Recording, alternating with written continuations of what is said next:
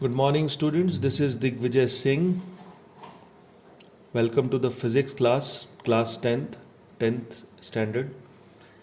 And today we will be seeing the topic human eye. ठीक है?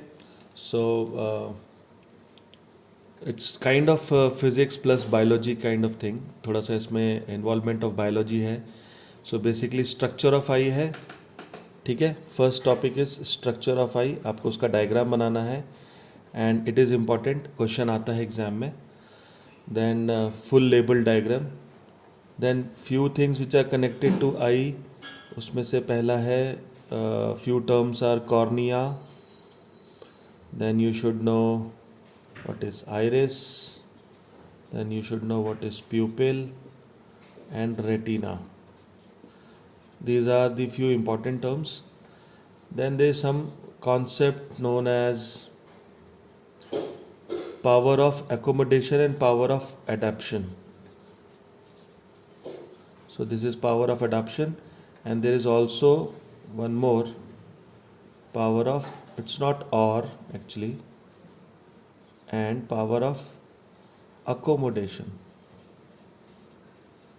ठीक है? So in this first phase we will see all these kind of things. So for the diagram I'll just show you the diagram directly in the textbook. So this is human eye, you can see. एक बहुत अच्छा सा diagram है, biological kind of diagram है. ये question आता है, you have to make it. ठीक है? So I am stealing it. आप लोग इसको पॉज करके देख सकते हैं अच्छे से. What is blind spot, ciliary muscles, retina, optic nerves, total eyeball, pupil, cornea, iris, lens. Aqueous humour and vitreous humour नहीं भी बताया तो भी चलेगा, बट दिखा सकते हैं तो वेरी गुड. ठीक है? There is one more diagram, please see to it. So this is 10th CBSE book. ठीक है? So this is the diagram. You can clearly see same thing.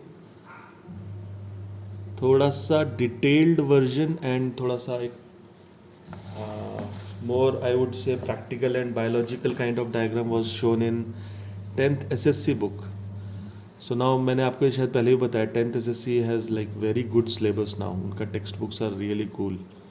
बहुत अच्छे से देखिए, उन्होंने प्रैक्टिकल आई भी दिखाई है. Eyelid, प्यूपिल, sclera, iris, corners, I think that means cornea. And here we have the diagram: ciliary muscles, iris, pupil, lens, cornea, then you have choroid, इधर पे पीछे back side retina, optic disc, optic nerve. ठीक है? So I think आपको ये एक idea आ गया होगा. So you can pause this video here and see this diagram. So let's try to understand. So eye is a human organ which enables us to see, and the main function of the main ingredient of the eye is lens. So इसमें जो मैंने नहीं लिखा वो है lens. सो हम ये क्यों लाइट से कनेक्टेड चैप्टर पढ़ रहे हैं? बिकॉज हम लोगों ने अभी अभी रिफ्लेक्शन एंड रिफ्रैक्शन पढ़ा है. So now we know that reflection तो नहीं यहाँ पे हमें चाहिए, भी हमें यहाँ पे रिफ्रैक्शन चाहिए. तो हमारी आई जो है वो एक कॉन्वेक्स लेंस की तरह है, बराबर? एक कॉन्वेक्स लेंस की तरह है, क्रिस्टलाइन कॉन्वेक्स लेंस की तरह है, जो कि एक जेली लाइक मटेरियल से बना हुआ है बायोलॉजिकल टर्म में. तो ये पूरा कॉन्वेक्स लेंस की तरह काम करता है. लाइट रेज बाहर से गिरती है और ये उसको कन्वर्ज करता है. So you can very well imagine के हमारा रियल एंड इन्वर्टेड ये बनते हैं. And here comes picture retina. Retina is our natural screen. जो डायग्राम में आपने देखा पीछे की तरफ, that is our natural screen. ठीक है? So it is a crystalline convex lens. First thing, what is cornea?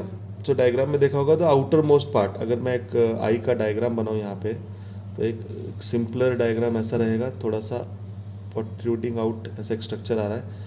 So this whole part जहाँ पे इमेज बनती है, this is retina. This outer part जो कि बड़ा सा हमारा वाइट रहता है आँखों में, एक्चुअली आँखों में, that is cornea. Then in that we have this black thing. That black thing is iris, जो एक सर्कल सा रहता है ब्लैक. और उसके अंदर भी एक, इस सर्कल के अंदर भी एक छोटू सा सर्कल रहता है, small cylindrical kind of thing, that is pupil. ठीक है? So these are the 4 main things. So I think textbook में बहुत अच्छे से समझाया हुआ है. You can just go through it is no point, क्योंकि बायोलॉजी का पार्ट है, there is no concept as such which I have to explain. So retina, cornea, iris, pupil, जो कॉन्सेप्ट है वो ये दो हैं. तो मैं आपको जस्ट बता देता हूँ क्या है ये. सो देखिए, there is something called as power of adaptation. ये वर्ड शायद यूज़ ना किया गया हो आपकी बुक में, पर you should know this. And there is something called as power of accommodation.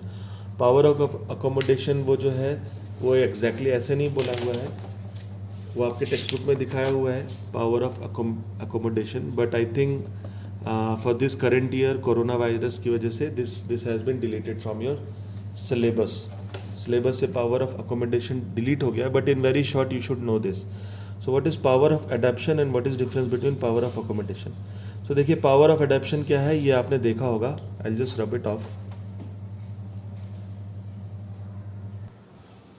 Yeah, so power of adaptation क्या है. देखिए, adapt करना, आपने बायो में पढ़ा होगा adaptation. अडेप्ट कब करते हैं हम? सिचुएशन को अडेप्ट करते हैं, हमारे सराउंडिंग्स को अडेप्ट करते हैं. तो आपने देखा होगा जब हम रात में सो रहे हैं, सडनली इट्स ऑल डार्क, हम रात में सो के उठे हैं, या फिर suddenly it's a dark. Like आपने देखा होगा हम लोग जब मूवी थिएटर में जाते हैं, हम सिनेमा घर में जाते हैं, सो सडनली हम लाइट से अंधेरे में जाते हैं. सो एकदम अंधेरा होता है, so light is very less. So what happens is, हमारा जो मैंने अभी आपको बताया आइरिस एंड प्यूपिल, ये जो दो चीज़ें हैं, सो हमारा जो प्यूपिल है इसमें से एक्चुअली लाइट रेज अंदर जाती है और आइरिस उसको कंट्रोल करता है. This is the only theory which you have to understand. Iris controls pupil, this is the main part. And cornea क्या है? कॉर्निया तो वो आउटर मोस्ट पार्ट है, रिफ्रैक्टिव, जिधर से पूरा लाइट रेज रिफ्रैक्ट होकर अंदर की तरफ आती है.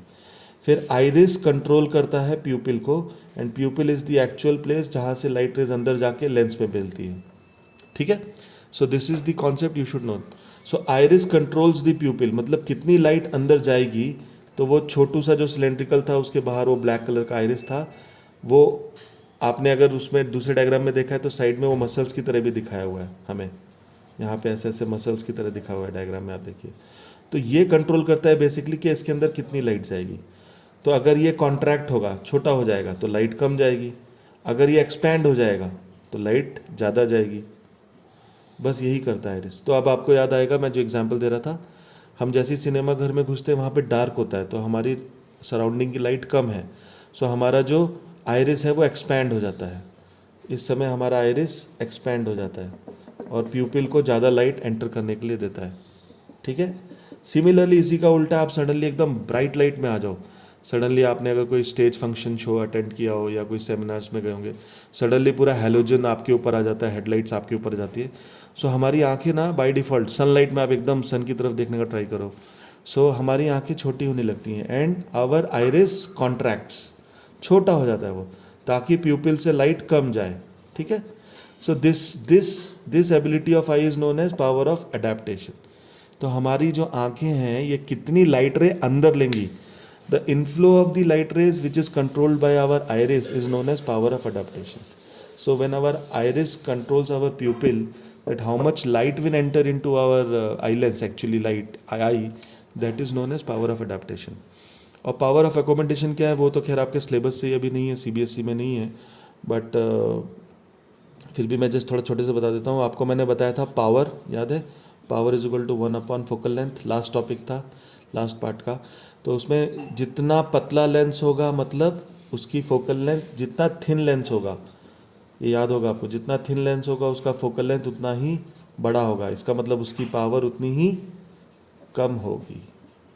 उसी की जगह जितना मोटू लेंस होगा, थिक, जितना मोटू लेंस होगा उसका उतना ही फोकल लेंथ कम होगा.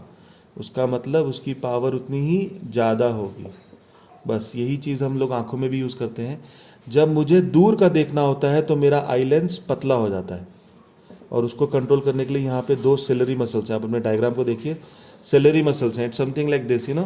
सो our eye lens is like this and there is on top this two kind of things are there. तो वो उन दोनों चीज़ों को दबाती हैं. तो जब दबाएंगी तो हमारा आई लेंस मोटू हो जाएगा, पर जब वो दोनों मसल्स रिलैक्स हो जाएंगी तो हमारा आई लेंस पतलू हो जाएगा. तो मोटू पतलू, मोटू पतलू, मोटू पतलू, मोटू पतलू, हमारी आंखें कॉन्स्टेंटली आगे पीछे करती रहती है. तो ये जो है इस चीज़ को बोलते हैं पावर ऑफ अकोमोडेशन. तो टू अकोमोडेट, मुझे कुछ चीज़ को अकोमोडेट करना है, अभी मुझे पास का देखना है तो फटाक से मुझे क्या करना पड़ेगा, सिलेरी मसल्स को कॉन्ट्रैक्ट करना पड़ेगा ताकि मेरा लेंस मोटू हो जाए। मेरा लेंस मोटू हो जाए तो मैं फटाक से पास का देख पड़ूंगा, मैं कन्वर्ट ज़्यादा करूंगा, सिंपल। सिमिलरली अब मुझे सडनली दूर का देखना है तो मेरे रिलैक्स हो जाएंगे मसल्स। मेरे जैसी सिलेरी मसल्स रिलैक्स हुए मेरा लेंस पतलू हो जाएगा। मेरा लेंस पतलू हो गया तो अब मैं दूर का देखूंगा, मेरा कन्वर्ज होगा पर बहुत दूर होगा। So this science, this mechanism, this process in which the ciliary muscles controls, contracts and relax the eye lens, and because of that we can see the nearby objects or the far objects. This power is known as power of accommodation. So I think इतना आपको समझ में आएगा। इसमें यही दो concept थे, power of accommodation and power of adaptation. So power of adaptation क्या है, I'll just revise. When light rays entering our eye is controlled by iris, which ultimately controls the pupil, that is adaptation. What is accommodation? Focal length of lens का change होना because of ciliary muscles to see near or far objects is called power of accommodation. ठीक है? So here we ends our first part of this chapter. So now for CBSE students for this year there is no defects of the vision and their corrections. So इसी power of accommodation पे ही depend था myopia, hypermetropia plus बायोपिया, क्योंकि आपकी जब आँख छोटी होनी चाहिए तब छोटी नहीं हो पाती थी, और आपकी आँख जब पतली होनी चाहिए, दूर होनी चाहिए तब दूर नहीं हो पाती थी। तो वही डिफेक्ट पर अब डिलीट हो चुका है। So we are not going into it, so will go to the next topic. So I think ये टॉपिक हमारा हो चुका है। So if you have any doubts और क्लैरिफिकेशंस और some revision required, please let me know. Thank you very much.